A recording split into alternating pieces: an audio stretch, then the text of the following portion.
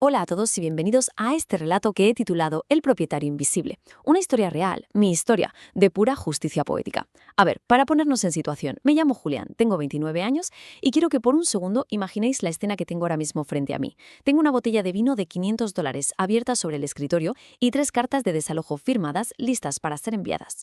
Y bueno, para entender de verdad el peso enorme que tienen estos documentos y saborear lo que está a punto de pasar, tenemos que retroceder un poco en el tiempo.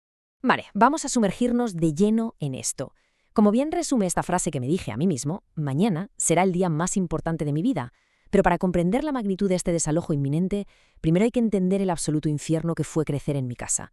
Hablamos de una familia obsesionada, pero obsesionada de verdad, exclusivamente con la riqueza falsa y la imagen. O sea, una vida entera de coches de alquiler, ropa pagada a crédito, donde aparentar frente a los amigos del club social lo era absolutamente todo. Y en ese escenario, los hijos teníamos roles pero que muy específicos asignados. Si graficamos un poco la dinámica tóxica de mi casa, la cosa queda clarísima. Por un lado tenemos a mi hermano mayor, Elías. Él era el niño dorado. Daba igual lo que hiciera, sus fracasos eran financiados y justificados constantemente.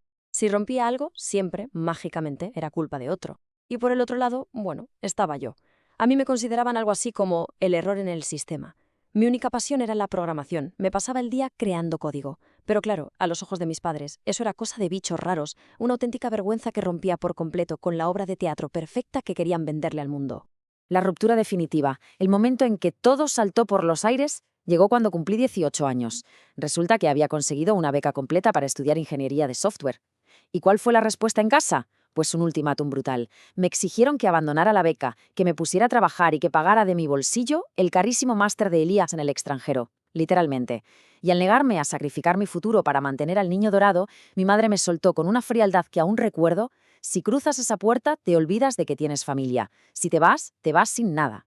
Esa misma noche, crucé la dichosa puerta. Y salí de allí con exactamente $50 en el bolsillo. Nada más. 50 pavos, una mochila y un viejo ordenador portátil. Lo que vinieron después fueron 5 largos años de comer fideos instantáneos, dormir en sofás de amigos que me hacían el favor y compaginar 3 empleos distintos para poder mantenerme mientras estudiaba a tope. ¿Y por parte de la familia? Un silencio absoluto. Ni un triste mensaje. Para su narrativa de éxito y perfección, yo simplemente había dejado de existir. Ahora vamos a trazar cómo evolucionó mi vida, porque el ascenso financiero fue silencioso, sí, pero absolutamente explosivo. Y lo mejor es que fue impulsado exactamente por esas habilidades de programación que mis padres tanto despreciaban. Fijaos, a los 24 años desarrollé una pequeña herramienta de automatización logística. A los 25 logré vender esa misma herramienta a una multinacional por una cifra de 7 ceros, una locura. Y a los 26, en lugar de volverme loco, empecé a invertir con cabeza hasta construir un sólido imperio inmobiliario. Todo esto manteniendo un perfil súper bajo, 0 redes sociales públicas y nada de coches deportivos llamativos. Y así llegamos al escenario crucial de hace 3 años. Mi gestor de propiedades me avisa de que ha entrado una solicitud de alquiler para una mansión inteligente de lujo que yo había comprado como inversión. Cuando vi los nombres en el papel, os juro que el corazón se me paró por un segundo. Eran mis padres y Elías. Su falso imperio se había venido abajo por las deudas y las múltiples quiebras de mi hermano. Estaban literalmente en la ruina financiera. Pero claro, necesitaban desesperadamente vivir en una mansión para mantener la ilusión de riqueza frente a sus amiguitos del club. Fue en ese preciso instante cuando se me ocurrió una idea, admitámoslo, perversamente brillante. Le dije a mi gestor que aprobara la solicitud, a pesar de que los calificó como inquilinos de alto riesgo. Pero eso sí, impuse una condición totalmente innegociable. El propietario real sería un fantasma. Me escondería detrás de una sociedad anónima llamada Nemesis Holdings. Mi nombre no iba a aparecer en un solo papel. Oficialmente, yo era solo un inversor extranjero al que nunca verían. Y así fue. Firmaron el contrato sin tener ni la más remota idea de la trampa en la que se estaban metiendo. Desde ese momento, me convertí en el casero invisible. Por temas del seguro, la propiedad tenía cámaras de seguridad exteriores. Y no os voy a mentir, observarles fue una experiencia fascinante y dolorosa a partes iguales. Era como ver un documental. Los veía subir fotos a Instagram presumiendo ante sus amistades de que habían comprado la mansión. Y luego veía a Elías, con sus 32 años, y sin dar un palo al agua, ocupando la suite principal y pasándose los días tirado bebiendo al lado de mi piscina. Para que veáis el nivel de desconexión con la realidad que tenían, prestad atención a esto. Una Navidad, revisando unas grabaciones de la terraza, vi que tenían una cena con unos parientes. De repente, escucho a mi padre soltar esta perla. Se estaba riendo, asegurando a todos que yo seguramente seguía arreglando ordenadores en algún sótano y que era la vergüenza de la familia. Lo irónico, lo profundamente poético de la situación es que me estaban insultando mientras estaban literalmente sentados en mi terraza, bebiéndose mi vino y calentándose bajo mi pérgola. De locos. Pero todo tiene un límite, y el punto de quiebre final llegó la semana pasada. Se resume en un solo número: 3. 3 meses consecutivos sin pagar el alquiler. Al principio, claro, inventaban excusas baratas sobre errores del banco, retrasos en transferencias, pero la cruda realidad es que se habían quedado a cero. Elías había metido los pocos ahorros que les quedaban en una estafa de criptomonedas y lo había perdido absolutamente todo. Me entra la risa solo de pensarlo. De verdad, porque resulta súper cómico recordar la arrogancia monumental de mi padre cuando el gestor les envió el primer aviso de desalojo por impago. O sea, en lugar de ser humildes o pedir disculpas, se negó en rotundo a negociar con un simple administrador. Su exigencia, llena de soberbia, fue reunirse cara a cara con el propietario. Estaba súper convencido de que su supuesto encanto y su falso estatus iban a engatusar a ese millonario extranjero. Asumía que, ya sabéis, entre hombres de negocios se entenderían y le darían más tiempo. Así que el gestor, siguiendo mis instrucciones, les concedió la gran reunión para el día siguiente, a las 10 en punto de la mañana. Yo aparqué mi coche, un coche totalmente normal, un poco más abajo en la calle para no levantar sospechas. Mientras caminaba hacia la entrada, había una tensión en el aire que casi se podía cortar. Toqué el timbre y al abrir la puerta apareció mi madre, con todas sus joyas falsas puestas para impresionar, pero al reconocerme, su sonrisa perfecta de anfitriona se congeló en el acto. Vi cómo se transformaba, en tiempo real, en una mueca de puro desprecio y horror. Su reacción fue automática: tratarme como si fuera una plaga. En un susurro lleno de rabia me exigió que me largara antes de que llamara a la policía.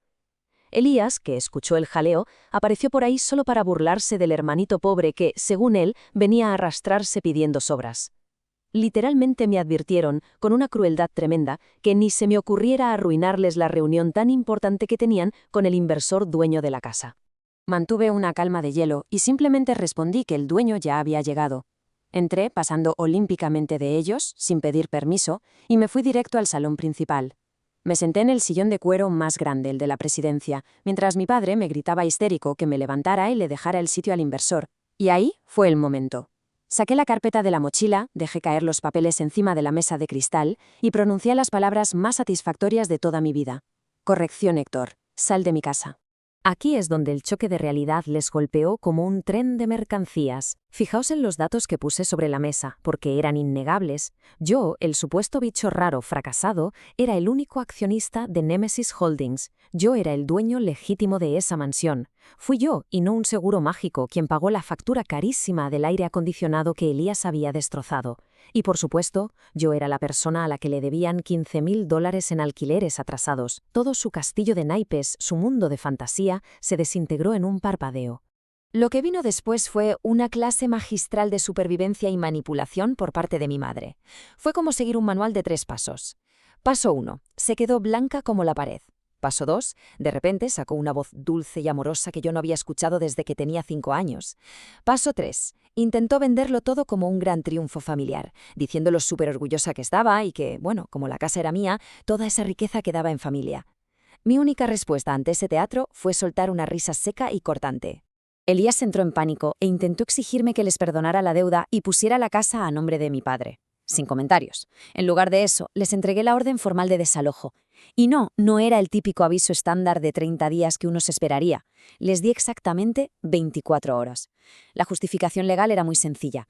Elías había estado usando la dirección de mi casa para registrar sus negocios fraudulentos, y esa actividad ilegal era una violación directa del contrato que activaba la terminación inmediata.